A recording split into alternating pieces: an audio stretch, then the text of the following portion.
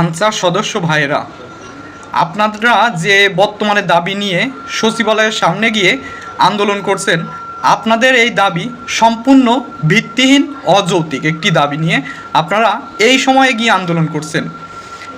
আপনারা আন্দোলন করলেও করতে পারেন যখন একটা পর্যায়ে বাংলাদেশে পরিস্থিতি ভালো থাকবে, তখন আপনারা আন্দোলন করতে পারেন। এটা না সাধারণ দর্শক, সাধারণ মানুষেরা, ঠিক আছে, জনগণ মেনে নিলেও নিতে পারে, ঠিক আছে।